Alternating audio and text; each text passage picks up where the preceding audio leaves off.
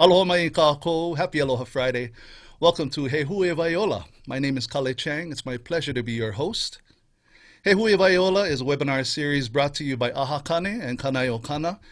It's a wonderful opportunity for us to strengthen our ohana by uplifting and empowering our kane, our Hawaiian men.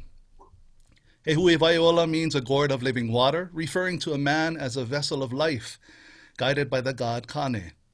In Hawaiian culture, gourds also represent knowledge. In this series, we'll be introducing you to some extraordinary kane, cultural practitioners, scholars, leaders in our community.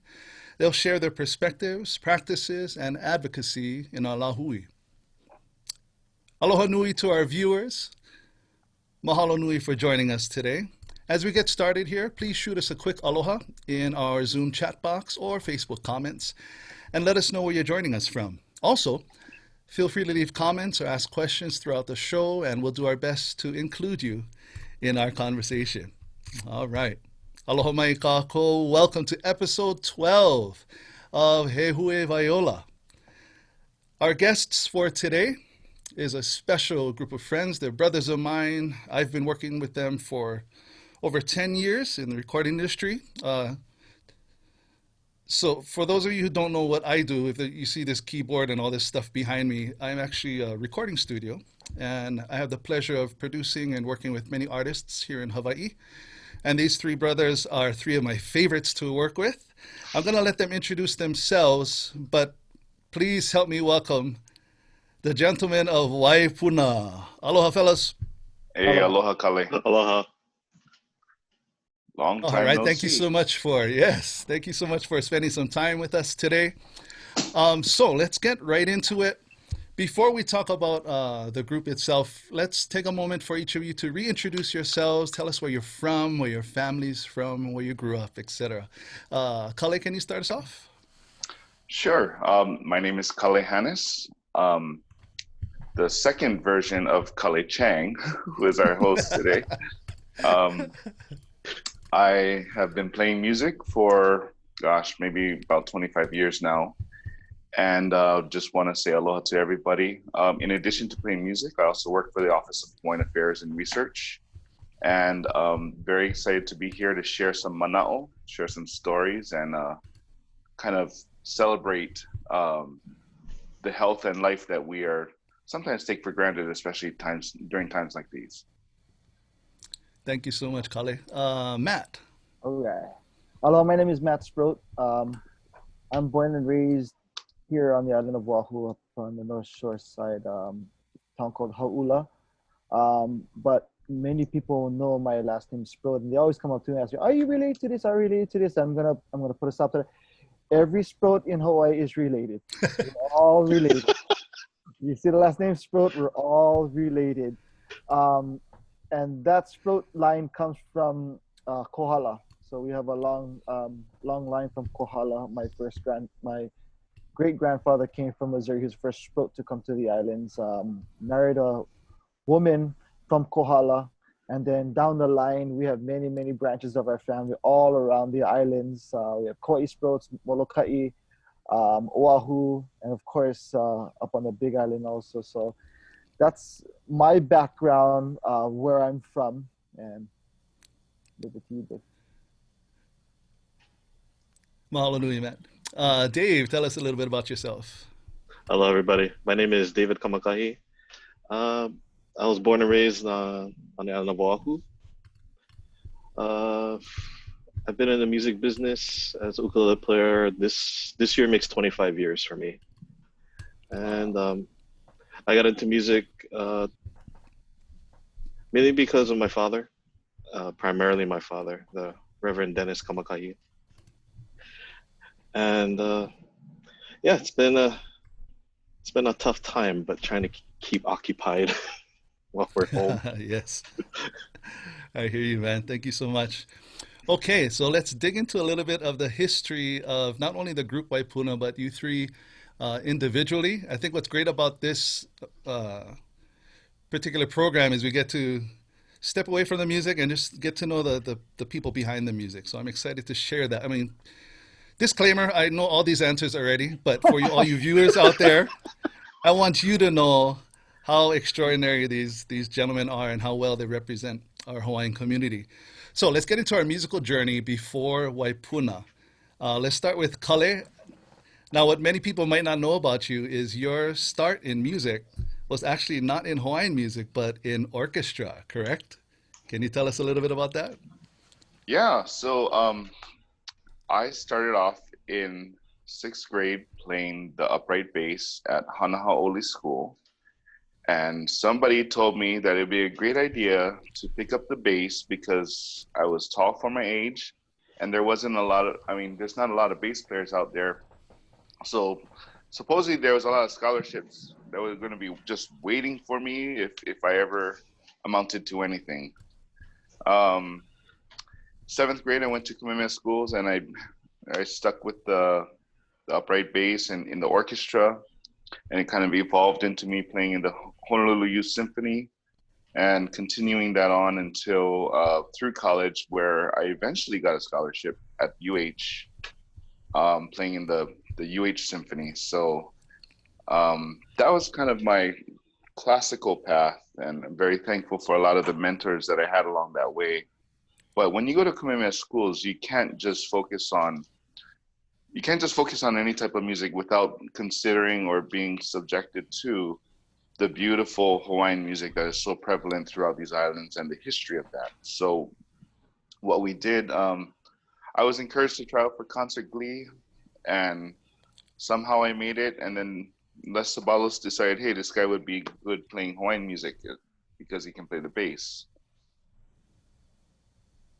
Classical music and Hawaiian music is totally different. And I found out that I found that out the hard way. Everything in classical is structured. It's like, here's your notes. You play this. And Hawaiian music is like, okay, this is the key. Just play anywhere within the key. See you at the end. Exactly. So I guess I just kept up with it, and then going from Kamehameha schools to UH to further a degree in Hawaiian studies, I kept playing music, met some other guys, played with a few guys here and there, and then I met these guys, Chad Takatsugi, Ryan Gonzalez, and Kala'i Stern, and together we formed the group Alea, and we had a nice 6 to 8 year run, and we had a lot of great times, during that time. And I never like to say that we broke up. It's just we're still great friends. We occasionally will play together, but just took a little break from music, and then was playing with with Napalapalai, Sean Natwal, and anybody who would have me. And then Matt and I finally got together, and in 2007, and that's kind of when Waipuna really started to formulate into where we are now. And so it's been a wild ride, fun ride, a lot of great stories, but I don't want to take up from anybody else's time. So since the founding of Waipuna in 2008, here we are, 11 years later? 12 years later. Yeah. Cool. Matt used to have hair when we first started playing. When Waipuna started. So, okay, I'm going to stop you there. Yeah, we'll continue from right. that point on. Yeah, wait, Matt, we'll come back to you. But Dave, tell us about your musical legacy of your family and how music became a part of your life. Well, growing up was a very fun childhood. I grew up in Aliomanu, Salt Lake area, right by the airport. And growing up, my father joined the Sons of Hawaii around 1973, 74. And so the rehearsals would take place at our house while I was growing up. And throughout my childhood, I would go to a lot of the performances with Dad and the Sons. Sometimes Dad would take me and my brother to Columbia Inn when it was still open in Kaimuki. Oh. Yes. While he set up sound, and me and my brother would just guzzle down hot chocolates while watching all the rehearsals and sound checks going on. It was a great childhood growing up. I got to know all of the sons of Hawaii and fell in love with the music. But it wasn't my path when I was young. I was more into sports and school at the time. It wasn't until 1995, I was a sophomore at commitment schools, that I started playing ukulele. And it was mainly just me and my friends, you know, bringing ukulele to school and just jamming between our classes. And from there, it kind of snowballed. It gave me a chance to step back and look at it's like how I'm connected to music, and I got interested more. So I started taking ukulele more seriously. And then by senior year, I auditioned for the Hawaiian Ensemble. And I got to meet so many role models up there, including Les Sabalas, who was our musical director at the time. But then I got to know a lot more about the hula, because it was both the combo, which is all the music, but then we had to practice with the hula dancers, which was taught by Uncle Kumuhololua Stender. And under him, I got to learn a lot from Snowbird Bento and Kaleo Trinidad, who were both teachers up there at the time. But then by the time I was 17, my father brought me into the studio for the first time. And I think I was only playing for like a year and a half. And we recorded the hit under the Dancing Cat label. And I got to be featured on a couple of songs. And then from there, he took me on tour. So my path of music was more of the school of hard knocks. It's like, just pay attention, practice, and try and keep up. So from there, it was just a snowball of national tours. And then we recorded another album with Martin Pahinui and George Kuo, along with my father. And that was a Hui Aloha at the time. And then from 2000 to 2003, we left that group, and then we joined Mike Ka'ava and John Yamasato. We formed Nauiwi. We recorded 2 albums, and just a lot of traveling while trying to get some kind of college degree. So I managed to finally get associates from Leeward at the time, while doing recording and traveling schedule. And then 2005, I was lucky enough that my dad basically pushed me into doing my first solo album, which by sheer luck got into the Hokus that year, and it won a Contemporary Album of the Year, the Pa'ani. And then fast forward 3 years later, I released my second album. And then in 2009 was kind of the special year for me, because me and Dad were invited to Burbank, California, to the Walt Disney Recording Studios. We got to record for Walt Disney Animation for Lilo and Stitch 2. And the same year, we collaborated with Milton Lau on the Slack Key Kings album, which was nominated for a Grammy that year. And then after 2009, I actually took a break from music because my daughter arrived, and I wanted to watch her grow up and stay home. So I got a day job for a while. And totally out of the blue, I got a call from Kalahana saying, "Oh, would you like to come in? Would you like to come in as a guest artist?" And I'm like, sure. I wasn't doing music at the time. I was actually working in HR at Bank of Hawaii at the time. And and that's how it started. That was the first time I met Matt and you at that first recording session. And I think a few weeks later, we were still doing gigs and stuff. And then Kale and Matt asked me if I wanted to join the group then. And I said yes, and here we are today. Oh, thank you for sharing, brother. Okay, so my favorite part that was news to me, you used to dance hula with Kaleo and Snowbird. So we can expect to see some hula soon from you at some point. Yeah, I'm so rusty, bro. So rusty, bro. All right. Wonderful. Okay, Matt, take us back in time. As you know, as I was listening to David Kale talk, I'm thinking like, wow, where do I start? I guess music's always been around me. The Sproat family, that's just what we do. They're just constantly playing music. My grandfather, grandmother. Well, where I grew up in Haula, my dad was raised less than a mile away from where we grew up. So my grandma and grandpa, they had a beach house there, and at least 2 or 3 times a week, the guitar was out, the ukulele was out. They were playing. My dad was playing, but we never, myself growing up, never really joined in.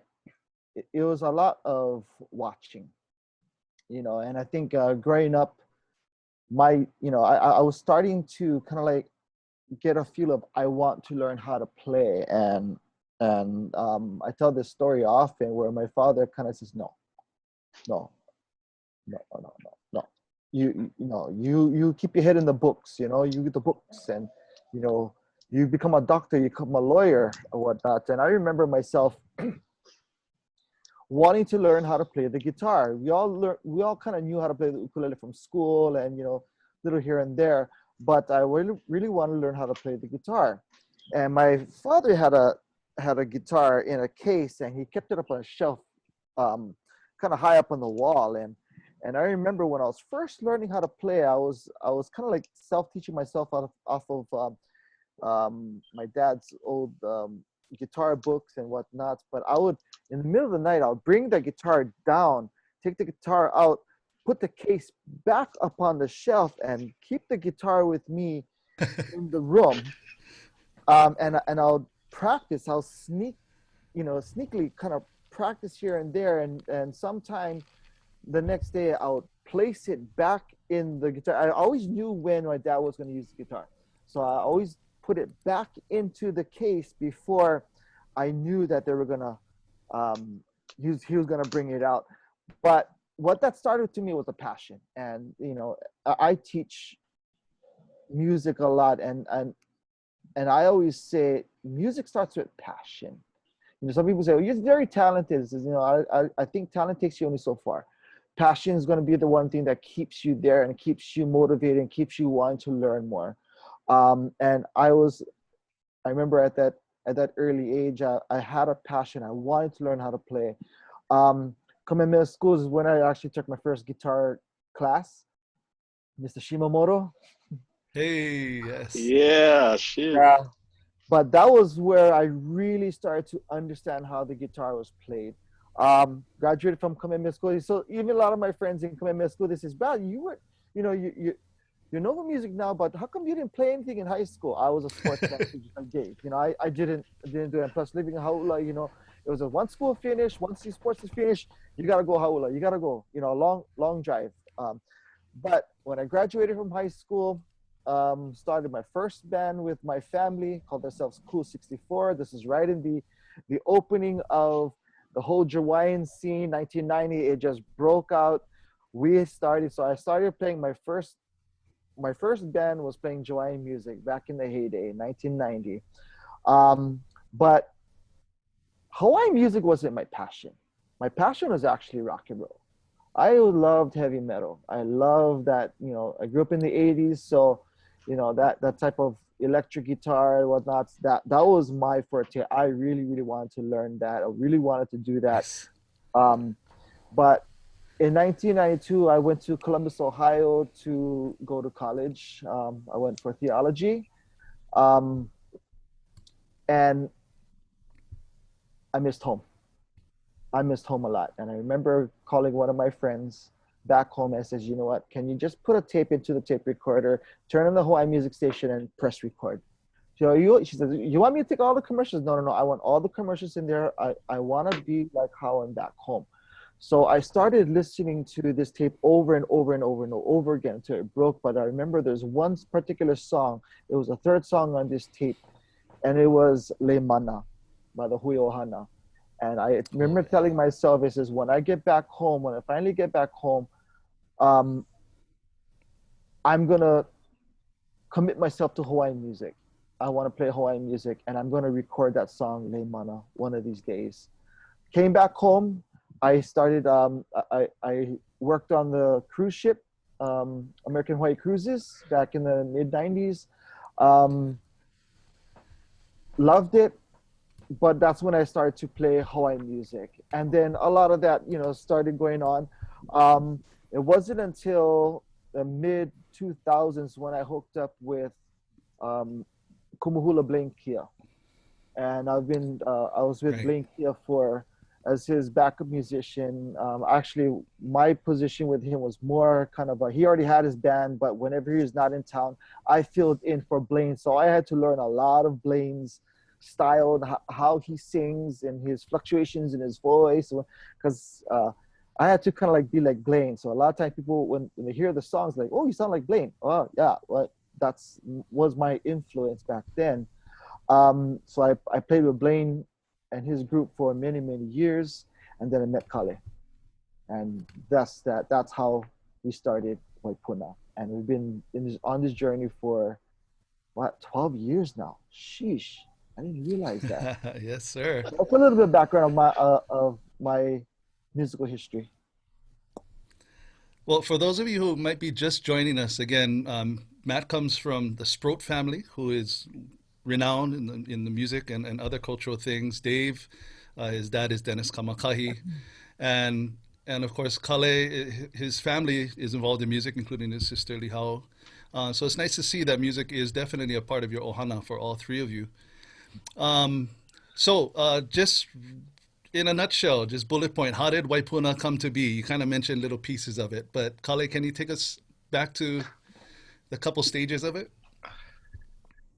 So there was a time when I was in between Ala'a and the starting up and playing with Sean while the starting up of Waipuna, and I had a gig where I needed people to play with me. I would still get calls for music performances and stuff. So um, I had originally asked our dear friend Ho'o Ivalani Apo to perform with me, and then at the last minute she had something that came up, but she sent in her place uh, this guy named Daniel Corpus Cleaver and Matt Sproat, Mm. and it was great. I mean, it was like, wow, these guys kind of play the same style that I do, and we were doing stuff that outside of the normal chalang lang stuff. Some of the I don't know, like Casimiro's, like more complicated Casimiro stuff, and it was it Wait, was it was great. really quick, Yeah. brother. So you telling me Waipuna could have been Kalehanas and Ho'o? That could have been Waipuna. Two bases, two upright bases on tour. Love you, Ho'o. Sorry, go ahead. Continue. I don't know. Ho's in pretty high demand by a lot of other more talented people. So, but that would have been fun. That would have been fun. But so Matt and I kind of stayed in contact throughout the years, throughout the time after that. I think we did another gig with it was me, Matt, and Ho at like Paquets, I think, or no Quinoa, Nice. one of those places. And then Matt ended up calling me. I think it was August or September of 2007. It was August for September. Yes. And he asked, like, hey, I have a gig up in Japan with Kumuhula Noelani Chang.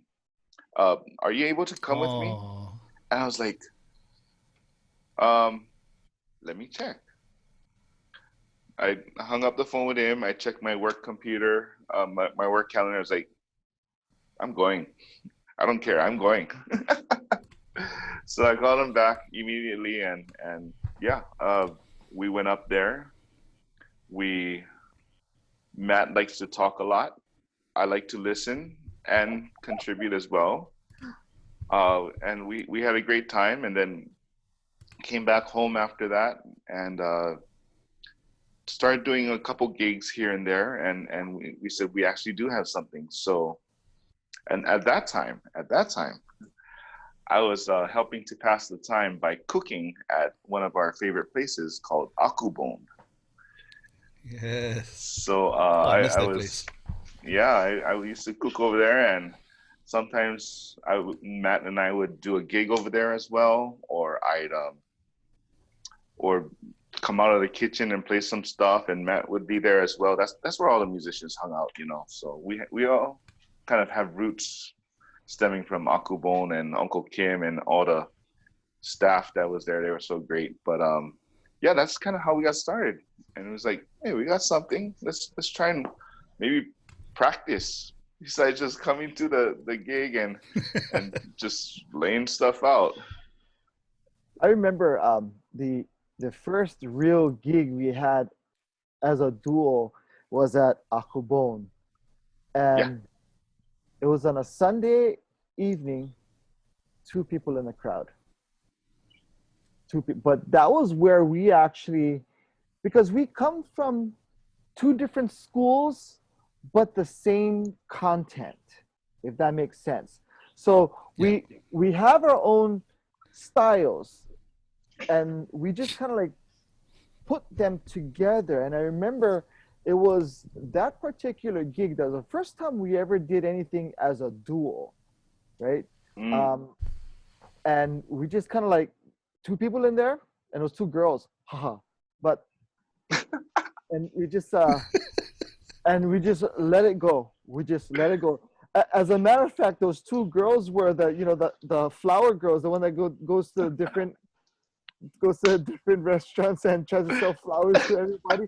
They came in and they stayed, but different story. But I remember, being that there's nobody, technically really nobody in there, we just kind of like say, okay, you do a song and I'm going to back you up. I do a song, you back me up, and we just kind of fit it in. We noticed that there was a sound. I remember at the end of that gig, that's when we were talking, and I can't remember, one of us said, I think we have something here. And it wasn't too long after that we birthed the name Waipuna. And 12 years later, here we are. Okay, so what year was that again, Kale? That was 2008. Okay, and then jump to when Dave joined. What is that story? 2011, or actually 2010.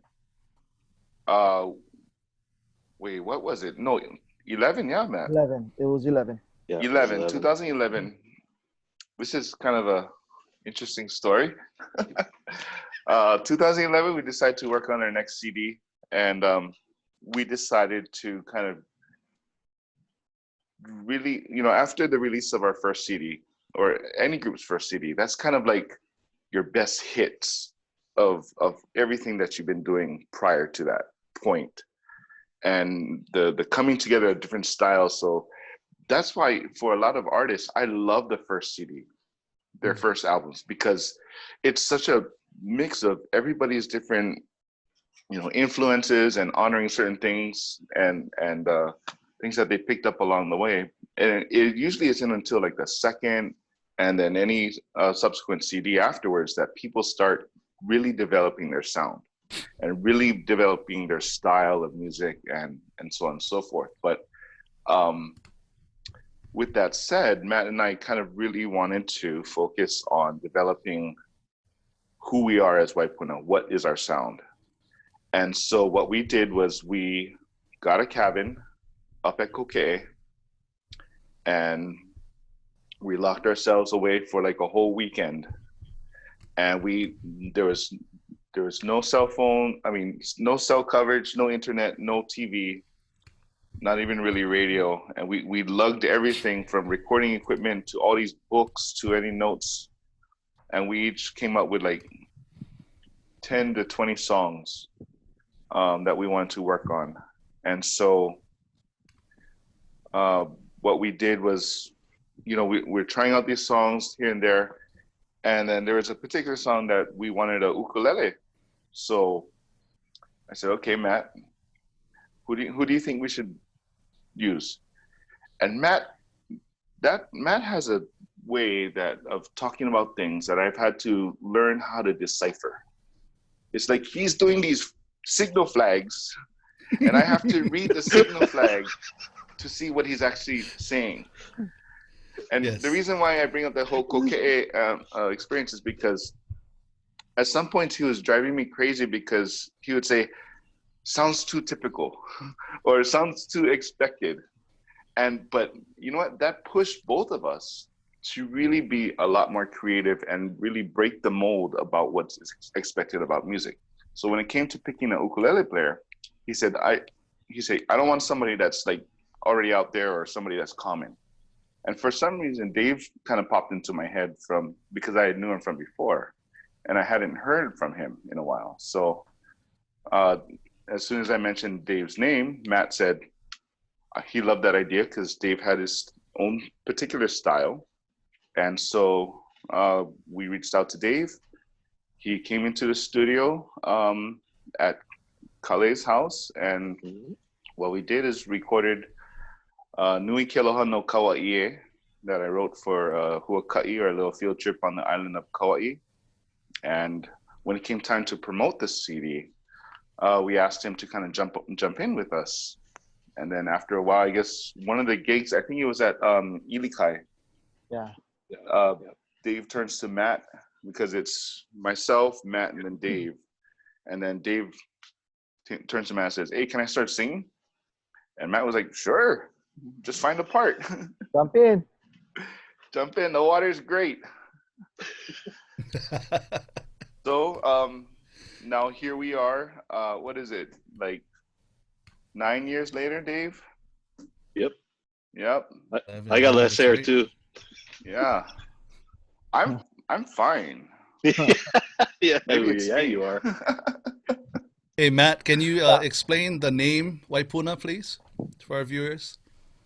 So when we're actually thinking about what we're going to call ourselves, we were both kind of like wondering, like, we're trying to think about what does our music sound like? What do we want to do with our music? And I knew that back in those early years, in that beginning part, one of the things that the both of us wanted to do was take songs that were recorded, but we're talking about songs that were written, recorded, 100 years ago, or written 100 years ago, recorded back in the 50s, 40s, 30s, and breathe new life into it, right? So that was kind of the concept of what we wanted to do. Now, how did a name come up with that? And I've always had this idea in the back of my head. Where I grew up in Haula, the street I grew up on is Waipuna Street. And I remember my grandfather, who was a Manaleo, every Sunday we'd go to church from Haula all the way into town, long drive, and I would sit next to my grandfather in our van for an hour. And, of course, Grandpa wants to talk story, and he always told the same stories and whatnot. But you know what? I loved it. I loved the stories. But one day I asked my grandfather, because I wanted to know, says, "Grandpa, what does Waipuna mean?" And he said in his the old style, so Waipuna means spring water. And I said, but he says, but the Hawaiians never spoke like that. When they spoke about spring water, he says, Waipuna doesn't necessarily mean spring water. It means the source of the spring, where the water first exits the earth. And he says, that water there at the mouth of that spring is the freshest, it's the cleanest water that you will find. You can drink it right from the source. You don't have to filter it. These are the things that he says that people would seek out. They will seek out the source. And of course, I was raised in the church, so of course he had to throw in, he says, like how we seek out Jesus. He is that source of our salvation. But going back to what that means, it says that Waipuna means a source. He says, but that water didn't originate from the ground. It starts from the heavens. It goes through a cycle. It started from the heavens. It falls down as rain.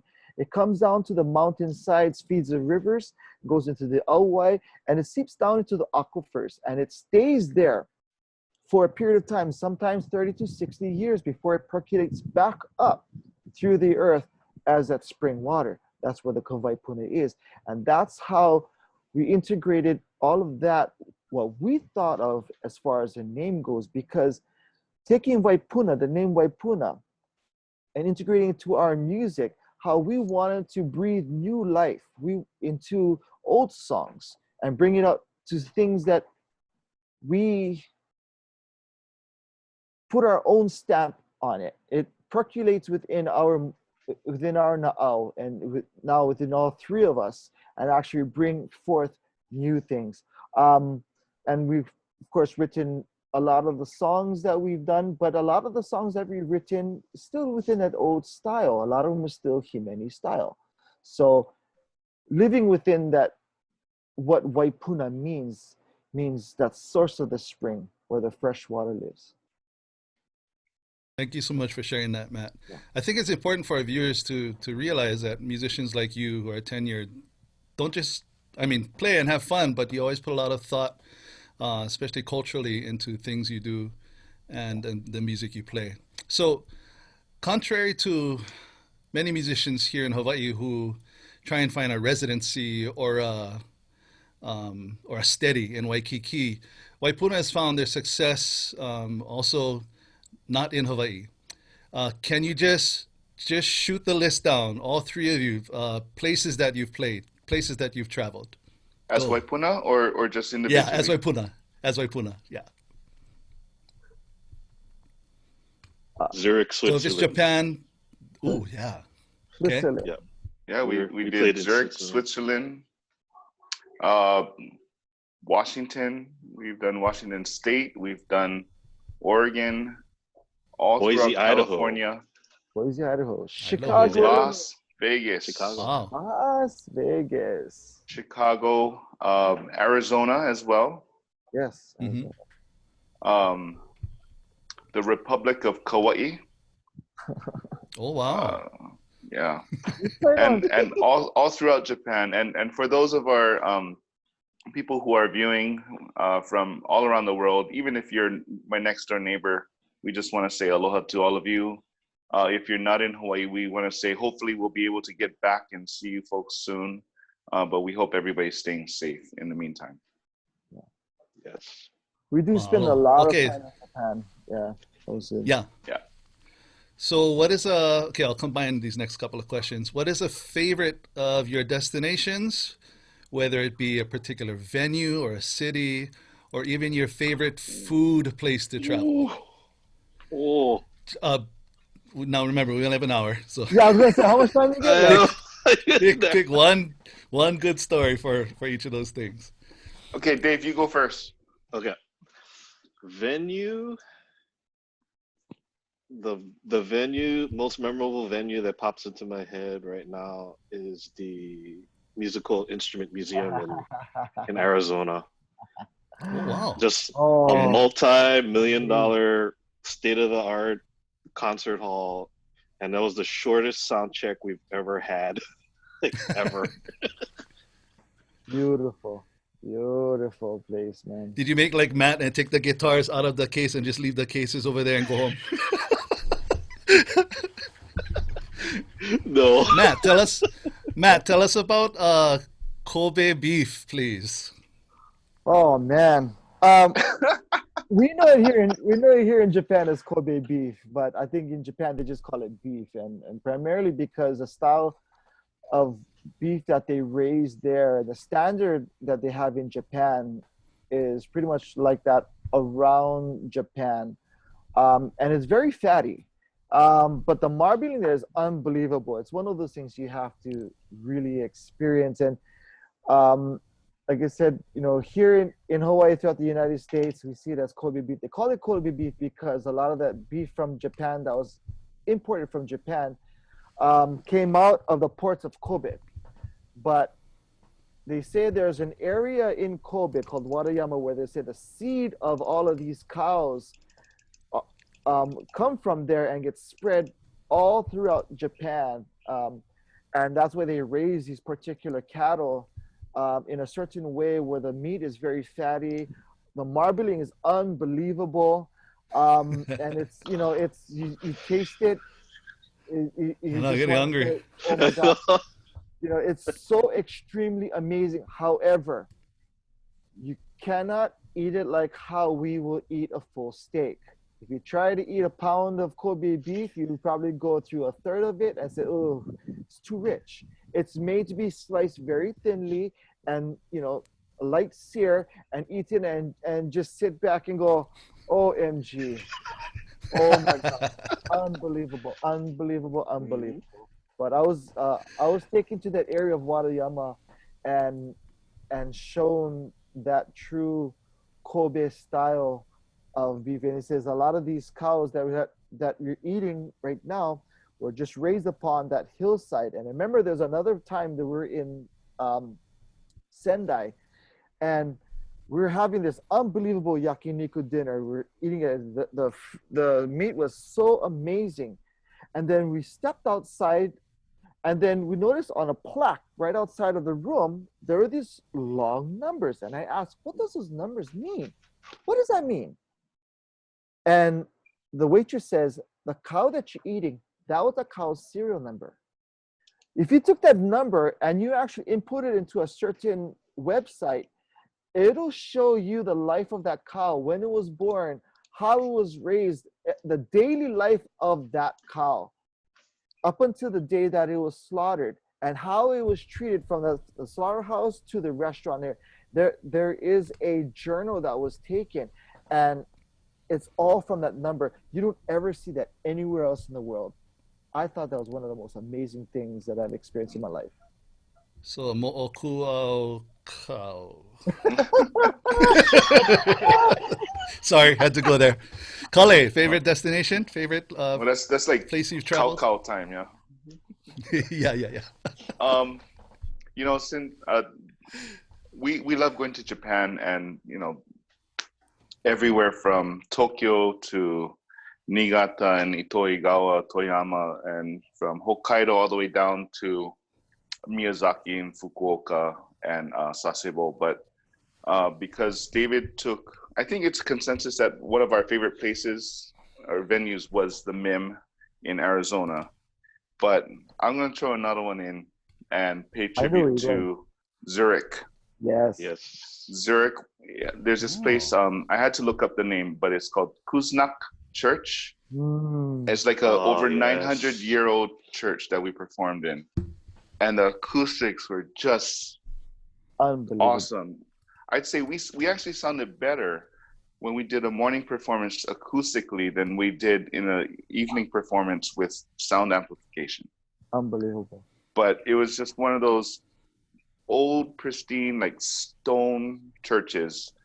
And just to be able to go in there and sing and have, you hear the overtones that are created off of the vocals and the instruments. It was fantastic. We couldn't have asked for anything more. That to me is one of the moments that stands out. And plus Switzerland, it was our first experience over there, and the people that took care of us really took care of us. Yeah. The food was fantastic. Yeah, it was great. Wow. Whenever you guys come into the studio to record, I love waiting to hear the stories from your travels. So there might be a misconception, though, that traveling is this superstar lifestyle and it's just all beautiful and flowers all the way through. But can you share with our audience the challenges of being a touring musician as well? So I'll start by saying, and then the guys can fill in, but I'll start by saying that when we are on tour, I am a slave driver. So there are some tours that we do towards the end of the year where I will book 2 gigs a day in cities more than 100 miles apart. And that's in Japan, and we'll just jump on the bullet train to get to do the morning show, and then jump bullet train and get to an evening show. With that said, it is very difficult. A lot of people ask us, "Oh, where should we go visit? What kind of sites should we go see?" It's like, I know where the venue is. I know where there's a hotel. Right. And I know next to the hotel there's a good yakiniku place. Or Or good 7-Eleven. ramen, like around the Or block. 7-Eleven, yeah. Or 7-Eleven or 7-Eleven Lawson. food. No, seriously, like when we travel in Japan or even on the road in California, 7-Eleven and convenience stores really help power us through. And I'll leave it at that and let the other guys kind of chime in as well. But it's not as glamorous as you would think. I think Kale was right. What one We thing fly that, coach. yes, we fly coach. One of the things that Kale says that we're traveling, and it's one of those things that people have to always remember that venues don't come to us. We have to go to them. And some of my family members that say, "Wow, you're always traveling and whatnot." Exactly. You don't see the sights. Dude, man. We get up sometimes at 6:30, 7 o'clock in the morning to catch a 7:30 train in the morning, rush 2 hours to get to the next city, which is 300 miles away, get off the train, rush to the venue to get onto stage and rehearse with the whoever's performing with us. Sometimes that can last for a couple of hours, and then we'll eat lunch, get ready. We will do the entire show. Sometimes can last anywhere between 3 and 5 hours. When that show is done, we're going off eating dinner, and then we'll go back to the hotel room. We'll sleep, wake up in the morning, same time, do it all over again. In a different city. In a different city, and that's on bullet train. When we're in California, we're jumping. We drive. Sometimes we'll make that trek from Northern California all the way down to San Diego just to hit the next venue. That's and if anybody who knows California, that's a long drive. That's a 6-hour drive at least. 5-hour drive in college driving. I think another one of the misconceptions is that we're not on vacation. We're not just taking our suitcase with just our clothes in and on a plane. We're taking sound equipment. We're taking product. We're taking T-shirts. All our merch comes with us. So we have to load that onto the plane. We fly. We got to pick it all up. We got to lug it with us. But we have discovered in the recent years that we can deliver luggage from the hotel to the next city, but it took us a while to figure that out. But even then, I mean, that means that we have, at the end of the show, we have to do an inventory. We have to pack a separate suitcase, bounce that suitcase to like 2 cities down the line. And so you have this constantly things waiting for us, things being shipped. Yeah, we are the merch monsters. But yeah, it's not a typical vacation type of trip. As soon as we take off and we land, we're already working. So the other thing that people don't realize also, if you're, and this happens sometimes when we're on tour, if you don't feel well, you get sick, there's no calling in sick. I don't know how many times we've actually sang full shows, 3-hour shows with laryngitis. With no voice, literally with no voice, but you have to push through it, and and with the same intensity, because the audience members that come to watch you, they come to watch you, and they expect, so it's one of those things that if we're on tour and we're not feeling well, we suck it up and we continue. We do what we gotta do. Whatever medication. Take care of ourselves. Lots of vitamins, lots of trying to eat when we can. Hardly any rest usually, but it is what it is. Yeah. Well, thank you for sharing some of the truths of traveling and the challenges of that. Let's switch over to the recording side for a moment. I'll start this section off. Let's talk about guest artists. You guys have collaborated with some amazing people. One of my favorite stories is we flew in Kumu Mark Kilihomalu to come in for just a one-night session. And just for me, he was so amazing. It felt like I was watching a movie in slow motion the whole time he was at the studio, because everything he did, everything he said was just so powerful. And he went in this, and his instrument, his ipu. Oh my gosh, that thing could sing. It was an amazing instrument, and when he recorded, it was just something to behold for sure. Oh, you felt the mana. Both audibly and then just to see him in person doing it. And the funny thing is, like other guests you've had was, we booked them for 2 or 3 hours, and then he walks in there, boom, 3 minutes, pow. Okay, what you guys like to do? So I'd actually make him do more takes just to hear him, just for fun. But that's how good he was. So, anything to continue on that, or you want to jump to another guest artist? You've had so many good ones.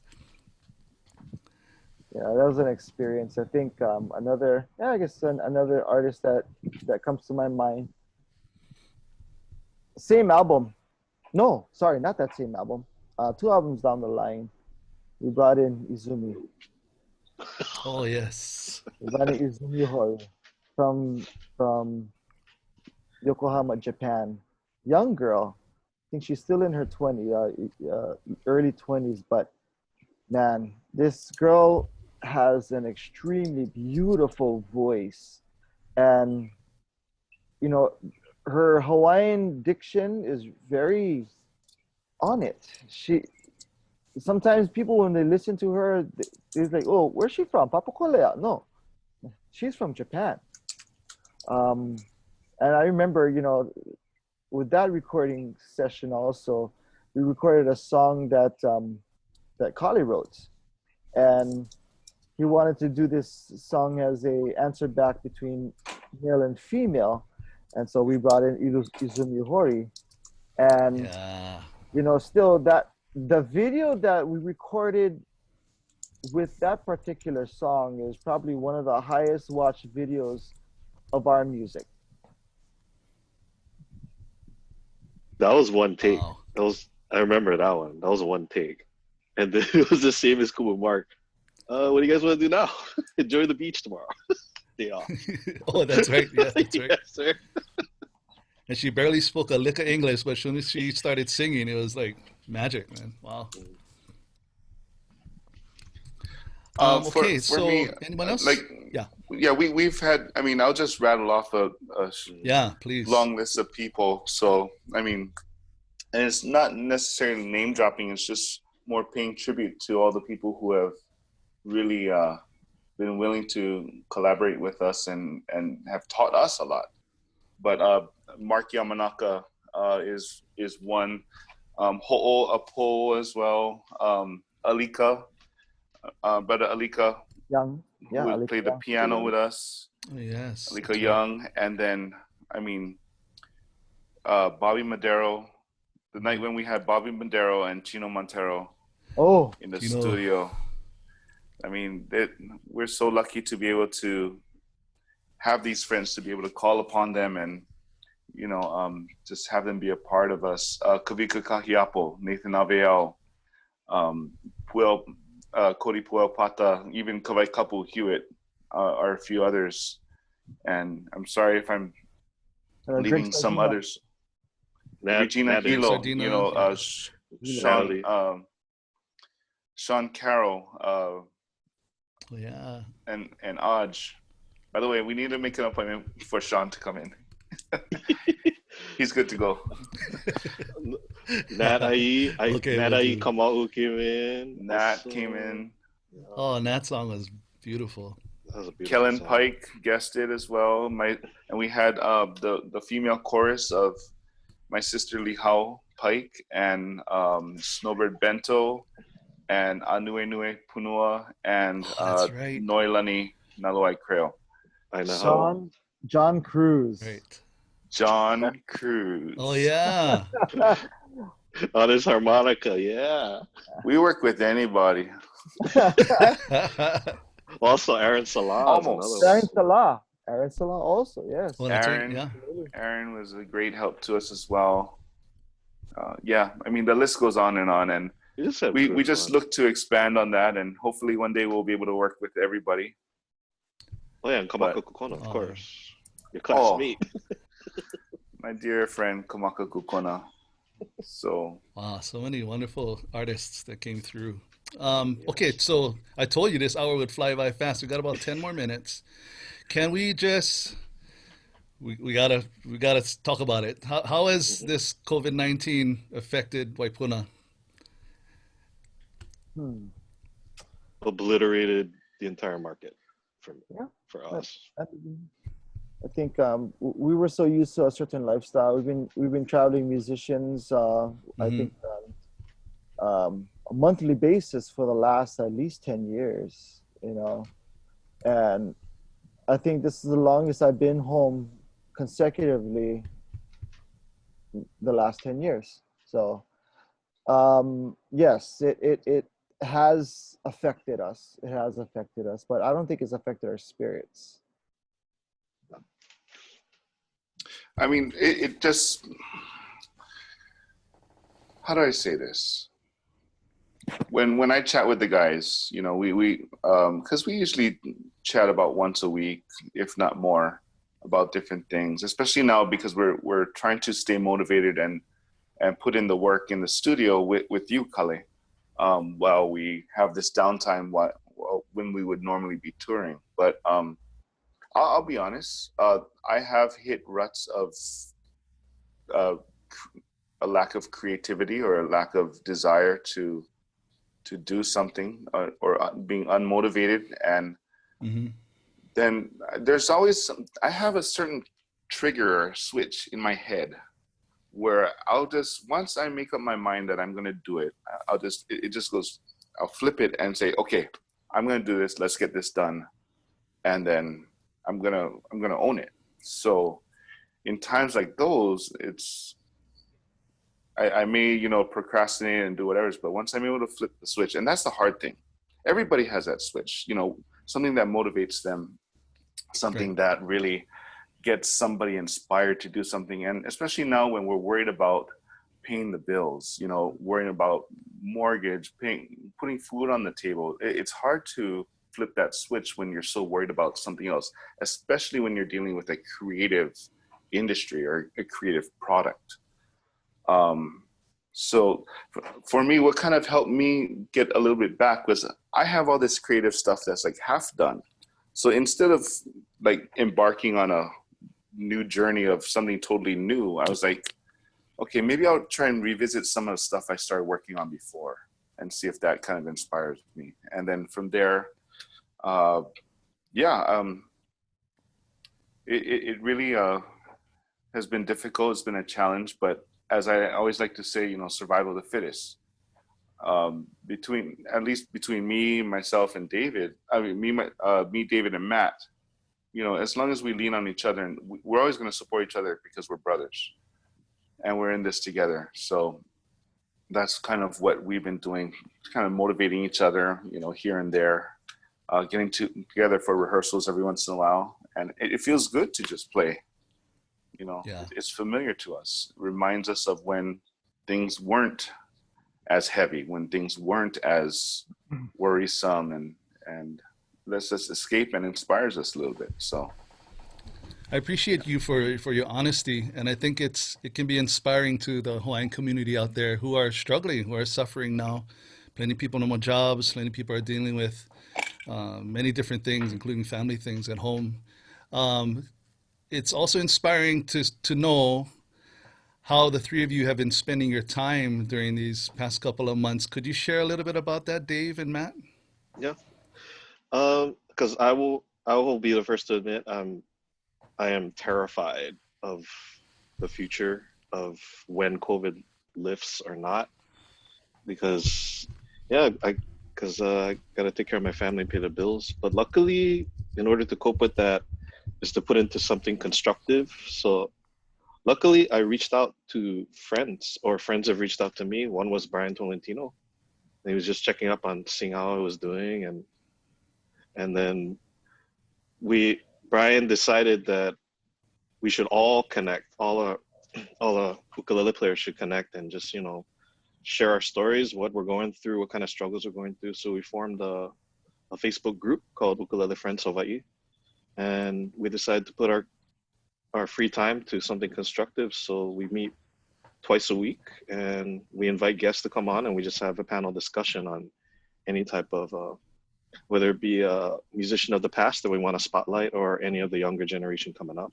Because above all of everything else, it gives us a time to kind of reflect and also share our knowledge of our experiences and what we're going through COVID. So have a panel discussion on. Thank Oh, you. you, And it Matt. actually started as a private thing, right? It wasn't Yeah. for the public, but it turned into a forum, and it's a really interesting show to watch. So those of you out there, watch Ukulele Friends with Brian Tolentino and all the boys. Oh, and Brittany. And Matt, how Brittany, about yeah. you? I've been a woodworker for a long time. Another Oh, one of my yes. passions is woodworking. Done a lot of different things with them, jewelry boxes, tables. Like I built furniture and whatnot. It's just more of a passion of mine. But a year ago, I started a company called the Kealohi Collection for my daughter's college fund. Um, and I think since COVID started, I began to ramp a lot of that up into um, my jewelry line. So now I've been making a lot of core rings and still the earrings, pendants, more in the jewelry line. So jewelry side of things, and so that's where I've been spending a lot of my time and a lot of my creative research, because that's hopefully that will carry me until we're back on tour. My first love is music, and that's where I'll always be. But until then, we've got to survive one way or another. Thank you, Matt. Kale, anything to add to that? You know, I echo David's sentiment in that it's, as musicians, it's terrifying because we, our success, I mean, and there's granted there's now different barometers of success that are being implemented, virtually. But traditionally, musicians make their success or have their success, especially recording musicians, through the live performances. And so when you're cutting down, and the idea is to pack the house, and when you're putting spacing restrictions and the overhanging fear of the pandemic on us, 100% packed house now becomes, we can only do 40 to 50% max capacity. And then even then you're dealing with a percentage of people who are not going to want to subject themselves to that crowd environment, if you will. So it's going to be tough, not only for us, but for all musicians. There are times when, and we're starting to evolve. We're starting to do like Facebook live shows. Some people are doing private concerts where people can tune in to, but they got to pay a fee in order to view a performance. Right. I'm not sure if that's the route that we want to go, because everybody else is just doing the virtual tip jar and just doing the free performance. But this has been our livelihood for a while, and the music is still there. Our desire to connect with the audiences is still there. It's just out of respect for everybody's health and the safety of the world, in a sense, we aren't able to do that. So we're constantly trying to think of different ideas. And I think the next big show that we have is going to be on July 30th. We're taking part in that Moonlight Melee series, sponsored by Haka Entertainment and Hawaii State Farm. Oh yes, that's a great series. Farmer. And that's going to be, last night they just had Jake Shinbukuro and Maka's Sons. And so we're going to be featured on July 30th at Hawaii Theater. So we're really looking forward to that as well. But these are all the different things that not only us, but all musicians are trying to deal with. And as the world, as the people of this world kind of struggle with accepting and adapting to new norms. So we just hope everybody stays safe. Yeah. So Yeah, that's great. I forgot about that Hawaii Theater concert. That's a great way to support Waipuna. For your fans out there and for people who are just being introduced to Waipuna, how can they support you folks by purchasing some of your CDs or music? Where can we send them? Sure. All of our music is available on Google Play and iTunes. Um, but you can also tune into our Facebook page, which is Waipuna Music, and we have a cross posting thing going on right now. So, Hmm. and you can check out our past lives that we've done here at my house. But July 30th, there's a virtual tip jar links that are available. But I mean, to support us is one thing, but to support just musicians in general, especially Hawaii musicians, we really encourage people to do that. So, yeah. And then Matt, what is the link for your Kealohi Oh, things? mine is thekealohicollection.com. That's just to my website. Nice and wonderful earrings, and you're starting to work on other things, including Yeah, rings. Beautiful Korean. stuff, Yeah. man. And then Dave, your ukulele friends, if people want to join you and watch Yep, those wonderful shows as well. yep. We do Mondays and Thursdays Hawaii time at 10 a.m. And you need to join. You need to be able to. You have to join the group. So type in Ukulele Friends Hawaii and and just join the page, and you'll be able. You get a notification when we go live. All right. Again, this show is especially for our Kane and our Hawaiian community. Any closing thoughts to give some words of encouragement to all the gentlemen out there? We have ages watching from Keiki to Opio to all the way to Kupuna. What would you say to the men out in our community, fellas? Hmm. Go first. I guess I know, especially since COVID's been affecting us. I think one of the most important things, at least for me, was always been, stay creative, no matter what it is. Be creative. Find something that you're passionate about, that you love, and be creative. Yeah, I would say it's Right a on. tough Thank time you. right now, but also it's a time to take a step back and get perspective on our lives, spend more time with our family, reach out to some friends you haven't talked to in a while. Just give your aloha to everyone because we all get busy. We have our day to day trying to do our daily grind. That's a good chance to step back and just get some perspective on the whole picture.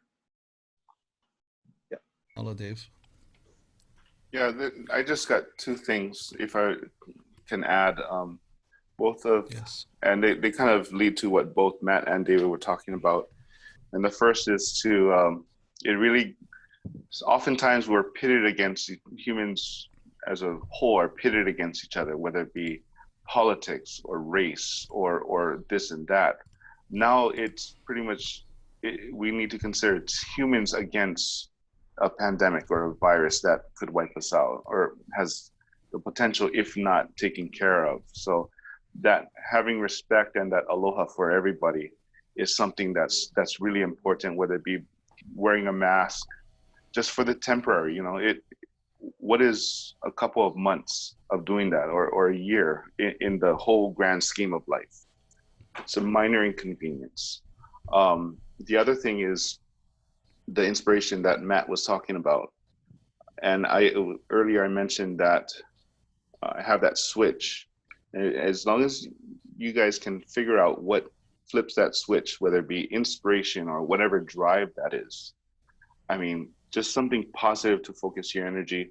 I built up a whole garden outside of my house with Yes. daikon, squash, corn, strawberries. And what I'm worried about is when I get start touring again, who's going to take care of that garden? Hmm. But I mean, that's the kind of positive things that we can start doing, just to get ourselves out, doing something positive, doing something with forward thinking, and It's definitely difficult. It's a change of everybody's mindset and how we anticipated things. But survival of the fittest, man, and we all got to do our parts to respectfully help each other out and respectfully move forward as a human race.